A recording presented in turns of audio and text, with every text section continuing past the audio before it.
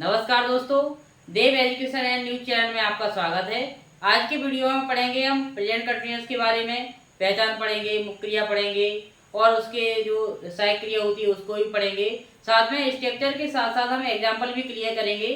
तो आइए वीडियो को शुरू करते हैं। इसमें दिया है प्रेजेंट कंटिन्यूअस के बारे में कि इसकी पहचान क्या होती है। तो इसकी पहचान होती है रहा है, रही है और रहे हैं। आदि शब्द कहाँ आते हैं? वाक्य एंड में आते हैं। ये जो बात है ये तो सभी में कॉमन है, वाक्य अंत में आते हैं, ये तो सभी टेंसों में लिख सकते हैं। लेकिन इसकी मेन हिंदी में पहचान क्या है? रहा है, रही है, रहे हैं या रहा हूं भी हो सकता है। यहाँ पर बात करेंगे हम, रहा हूं भी हो जाएगा।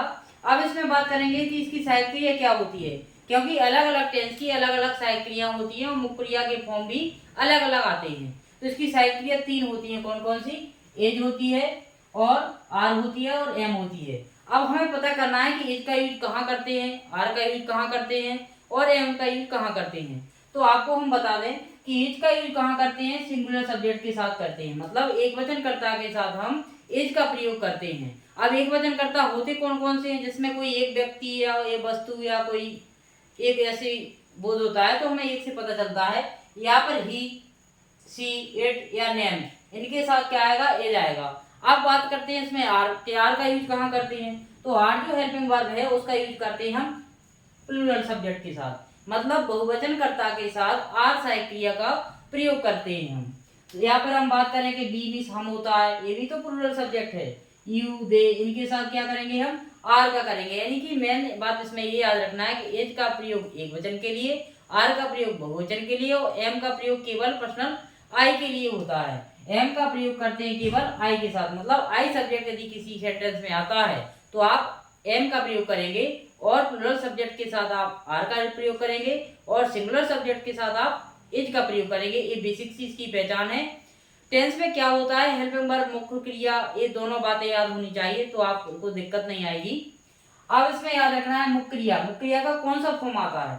तो मुख्य क्रिया का MB1 और ING यानी कि MB4 इसमें आता है। कंटिन्यूअस जितने भी पढ़ेंगे कंटिन्यूअस तो इसमें क्या होता है? MB4 ही आता है। और स्ट्रक्चर के साथ इसको क्लियर करेंगे। एफर्मेटिव का स्ट्रक्चर देखेंगे, साधारण का क्या होता है? सब्जेक्ट, फिर हेल्पिंग वर्ब दी है, फिर मुख्य क्रिया का चौथा रूप। यानी कि बनाते कैसे हैं? फर्स्ट में ING ऐड कर देते हैं तो चौथा रूप बन जाता है। इसलिए अब याद करने नहीं पड़ेंगे, इसलिए हमने ये आपको हाईलाइट कर दिया है कि इसमें ऐसा नहीं है इसमें कि जो पिछले में हमने पढ़ा था कि उसमें क्या आ रहा था ऐसे ही है, लेकिन इसमें चाहे आप एफर्मेटिव पढ़ें, नेगेटिव पढ़ें, सब में ING फॉर्म ही आएगा, चाहे आप इंटरोगेटिव क्यों ना पढ़ें। तो ये हमें याद रखना है। नेगेटिव का आप देखेंगे स्ट्रक्चर तो इसमें सब्जेक्ट, हेल्पिंग वर्ब, अंतर क्या है? इसमें नोट लग गया, क्योंकि नेगेटिव में क्या होता है? हेल्पिंग वर्ब के बाद नोट लगा दिया जाता है और स्ट्रक्चर सेम एफर्मेटिव जैसा ही दिखता है। अब इंटरोगेटिव की आप बात करेंगे तो इसमें इंटरोगेटिव को हम हेल्पिंग वर्ब से शुरू करते हैं। किससे शुरू करते हैं? हेल्पिंग वर्ब से शुरू करते हैं, क्योंकि एआरएन क्या है? हेल्पिंग वर्ब, इसलिए शुरू हो गया। और वाक्य एंड में क्या लगाते हैं? क्वेश्चन मार्क लगाते हैं। और जैसे कि एआरएन, सब्जेक्ट और मुख्य क्रिया का चौथा रूप और ऑब्जेक्ट आता है। ये स्ट्रक्चर है। आपको स्ट्रक्चर याद है तो आपको बनाने में दिक्कत नहीं आएगी, क्योंकि केवल हमें मुख्य क्रियाएं और जो सब्जेक्ट होते हैं वो क्रम से जमाने पड़ते हैं। आप इंटरोगेटिव नेगेटिव बनाते हैं प्लस में तो आपको कुछ नहीं करना है। एआरएन तो शुरू में रहेगा ही और साथ में सब्जेक्ट के बाद क्या लग जाएगा? नोट का यूज हो जाएगा और सेम स्ट्रक्चर इंटरोगेटिव फर्स्ट के ही रहेगी। अगला दिया है इंटरोगेटिव सेकंड। तो सेकंड को हम डबल इंटरोगेटिव के नाम से जानते हैं। तो उनको किससे शुरू करते हैं? WH वर्ड से। WH वर्ड से शुरू करते हैं। यहाँ पर उसको WH फैमिली भी बोलते हैं और साथ में इनको क्वेश्चन वर्ड भी बोलते हैं, जैसे how, when, where, who, how much, how many, ये सब क्या है? WH वर्ड के अंतर्गत आते हैं। तो इंटरोगेटिव सेकंड में हम क्या करते हैं? स्टार्टिंग में हम क्या करते हैं? WH वर्ड को रखते हैं और फिर हेल्पिंग वर्ब रखते हैं, फिर सब्जेक्ट रखते हैं और मुख्य क्रिया का आपको बता दिया था हमने कि फोर्थ फ्रॉम ही आएगा और ऑब्जेक्ट EDC यानी अन्य शब्द होता है, अदर वर्ड ही बोल सकते हैं। अब इनकी एग्जांपल आप देखेंगे, एफर्मेटिव का एग्जांपल देखेंगे, नेगेटिव का, इंटरोगेटिव का। इसमें आई के साथ हमने क्या लगाया? एम लगाया है। और राइटिंग को आप पता है कि राइट, रोड, रिटर्न, राइटिंग ये चौथा रूप है। एक इसका है अपना एफर्मेटिव का एग्जांपल है। यदि आप नेगेटिव की बात करेंगे तो जे के साथ क्या लगेगा? आर लगेगा, क्योंकि जे क्या है? प्लूरल सब्जेक्ट है। और नेगेटिव में नोट लगाते हैं, जिस प्रकार स्ट्रक्चर में देख सकते हैं आप। और दे अब इसमें दिया है इंटरोगेटिव। इंटरोगेटिव में क्या करना है? सहायक क्रिया पहले आ जाएगी, तो इसमें एज है पहले आ गई है और एंड में क्या लगा दिया हमने? क्वेश्चन मार्क लगा दिया है।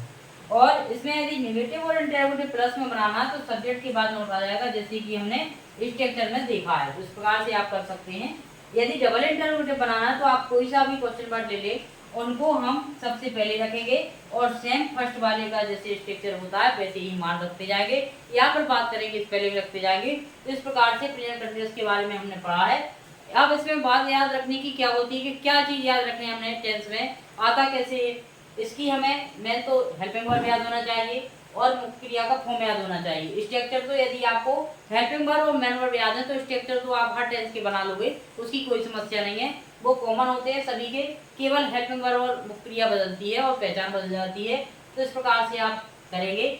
अब इसमें आएगा किस प्रकार से, आपको हम बता देते हैं कि चेंज करने के लिए आते हैं, जैसे कि कोई अफर्मेटिव में दिया होता है तो नेगेटिव में चेंज करना होता है, या कोई फ्यूचर टेंस में दिया होता है तो प्रेजेंट कंटीन्यूअस में ले जाना पड़ता है। तो ऐसे हमें डुएट एक्टिविटी के अंदर कोई एक सेंटेंस मिल सकता है एमसीक्यू में।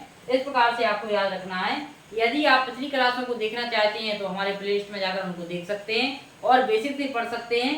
ऑफलाइन क्लासेस से जुड़ने के लिए आप देव एजुकेशन नई बस्ती संस्था पर जुड़ सकते हैं। वहाँ पर आपको ऑफलाइन क्लासेस चल रही हैं और साथ में ऑनलाइन क्लासेस से जुड़ने के लिए आप हमारे YouTube channel Dev education and news channel पर जुड़ सकते हैं। साथ में इंस्टाग्राम और उसमें टेलीग्राम पर भी जुड़ सकते हैं, वहाँ पर आप लाभ ले सकते हैं। यदि आपको हमारा वीडियो अच्छा लगा तो आप कमेंट करें और शेयर करें और चैनल को सब्सक्राइब जरूर करें ताकि जरूरी अपडेट आपको सबसे पहले मिले।